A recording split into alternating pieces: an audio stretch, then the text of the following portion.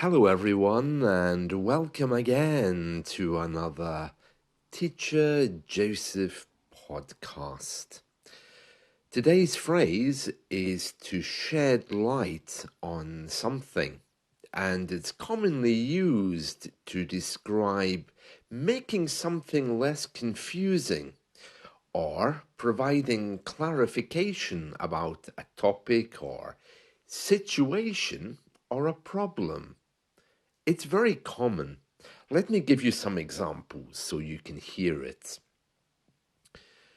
The newly discovered letters shed light on the daily lives of people living in the 19th century. Another one might be the recent study sheds light on how climate change is affecting birds. Detectives hope that the witness will shed light on exactly what happened at the scene of the crime. The documentary sheds light on the way we lived in the past. The Economist's report sheds light on how the global pandemic has impacted people's lives. So you can hear there that to shed light on something is really to reveal or clarify information. It's like when you get up in the morning and you go to the window, you open the curtains, and the light comes in and you can see outside.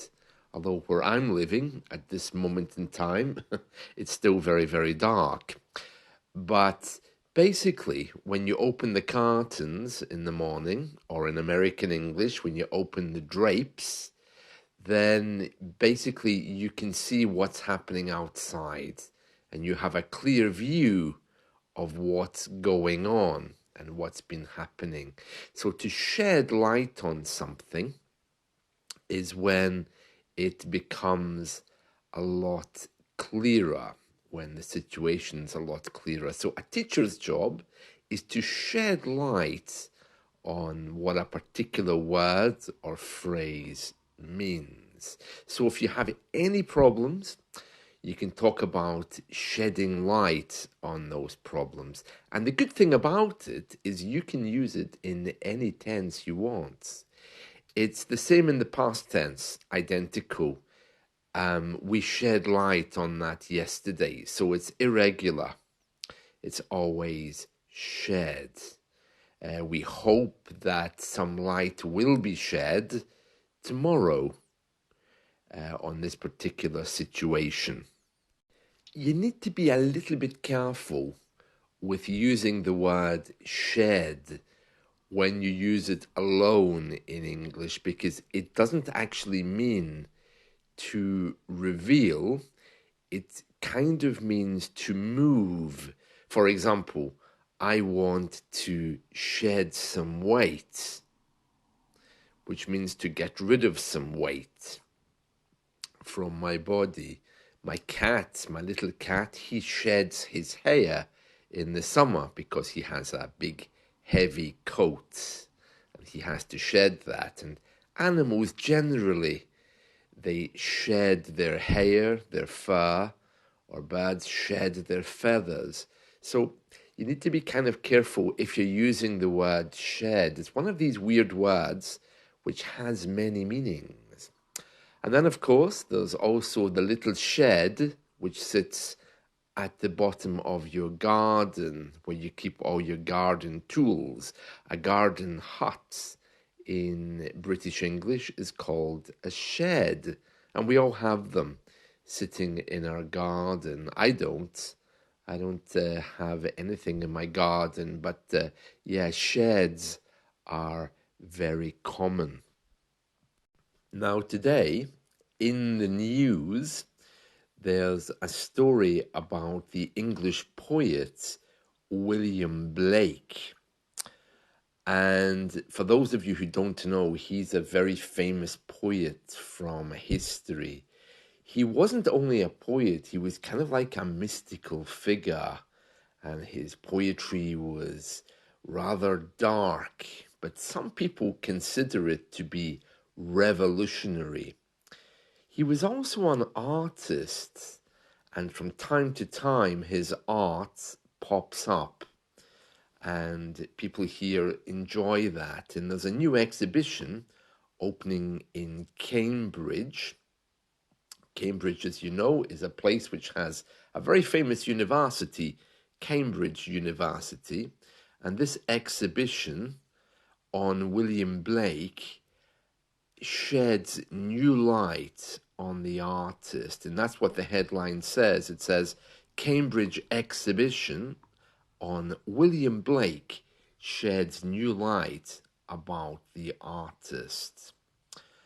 And the story goes on to talk about, however, it's a little bit hard to understand because, of course, he is a poet, and you know, poets and creative people were all a little bit strange. But it does have his art here, which is very dark. Oh, the mood of his paintings is a little bit dark. But it says that it hopes that new light will be shed about him and his life as this art exhibition goes on display.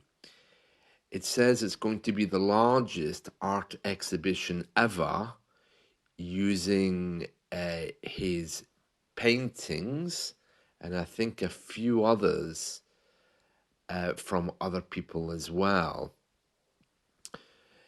They gave a statement. They said, "We are excited to be able to shed new light on William Blake by placing his works in dialogue with wider trends and themes in European art, including transformations of the classical tradition, fascination with mysticism," and it goes on to talk about how it will feature 180 paintings, drawings, and prints. Oh, there's no doubt about it. I mean, some of these paintings are beautiful. I went to a William Blake exhibition years ago in the Tate Gallery in London. That was lovely. His pictures here are really nice. Some of them are a little bit kitsch because, of course, Britain isn't really famous for art. Name a famous British artist, aside from maybe William Blake and a few others. I can't really think of any. They all went to Europe to learn how to paint. Yeah, Britain, it doesn't come naturally for us, I think, to paint, although we do have some nice artists.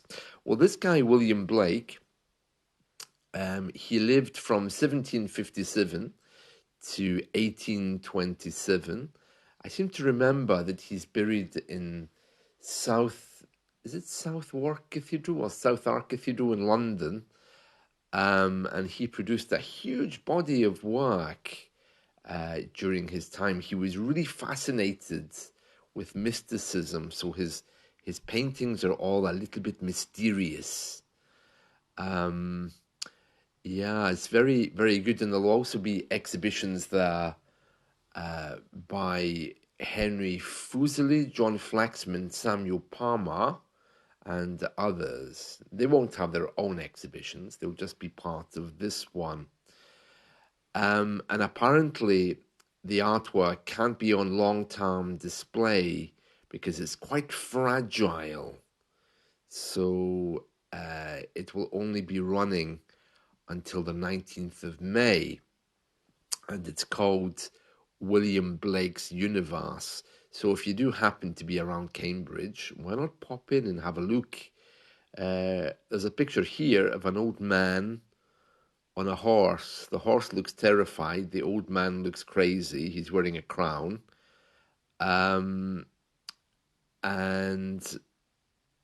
oh, there's a picture here of two old people.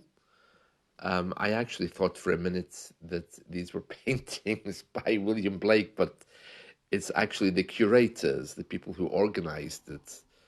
They're both talking in the news about this art exhibition as well.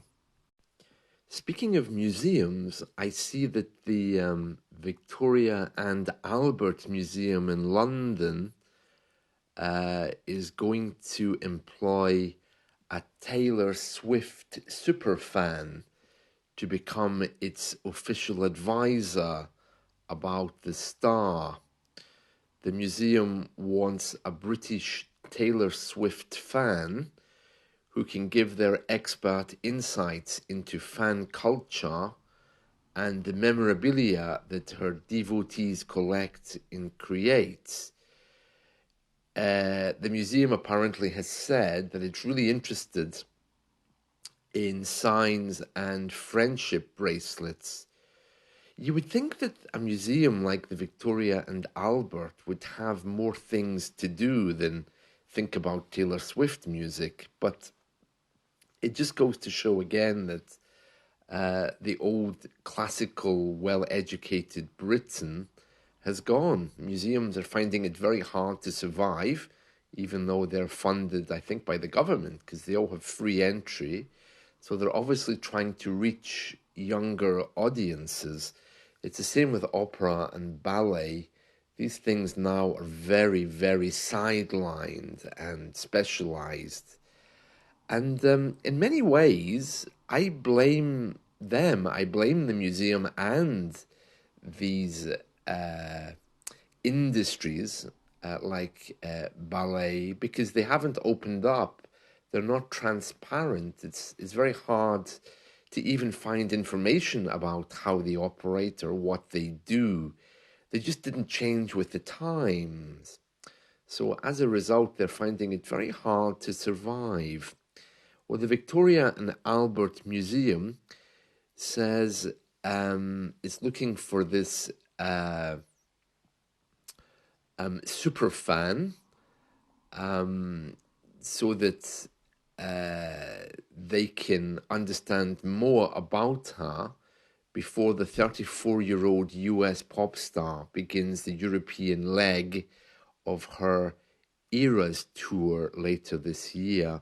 The leg of a tour just means part of a tour.